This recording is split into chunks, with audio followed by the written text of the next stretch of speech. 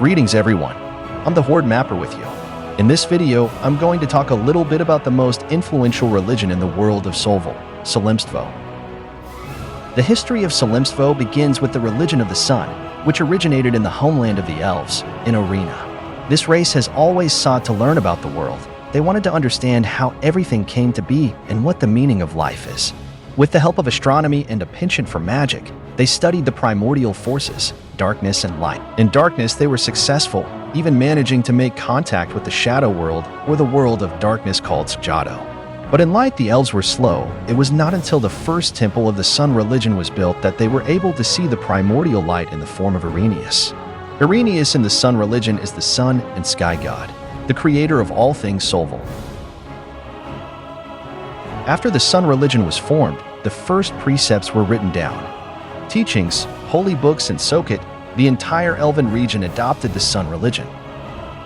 Their discoveries in the magic of light and in the knowledge of Iranian convinced the elves that they were right, so some tried to open the eyes of the other nations of Sulvil. Elves were in every continent of Sulvil.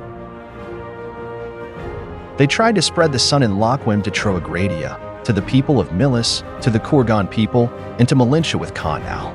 But this religion took root only in the Milis and Kurgan people, and that with some modifications. In Fatum, the idea of the sun has taken root in some cities of the Republic of Ankif and in Tyaloth with Victimin. On the continent of Modus, the elves spread the religion of the sun to the humans. In most cases, the people on Modus accepted the Araneans, but the religion of the moon, Lacrimism, prevented the rapid spread of the religion of the sun. This all changed with the advent of the first warrior of light.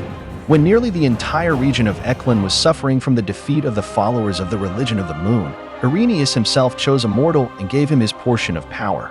This chosen one was the king of Eclatania, Ordisai of Eclatania. This king commandeered a powerful force that burned him from the inside out.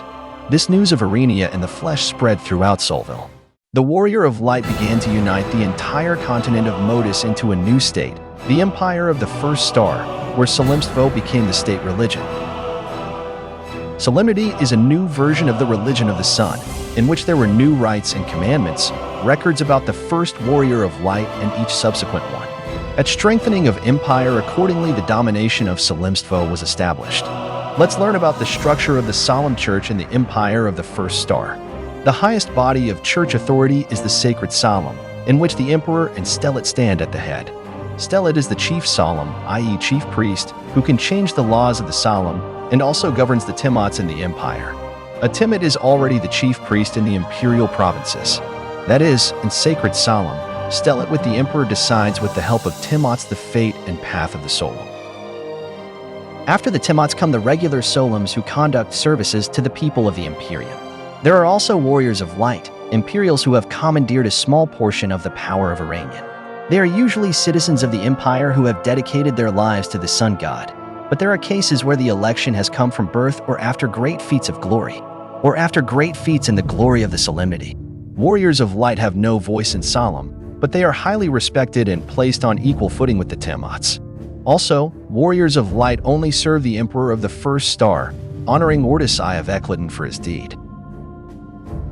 In Solemstvo, the main face of Arrhenius is the god of the sun and sky. In the religion's holy book, Viasul, is written the creation of the world by Arrhenius.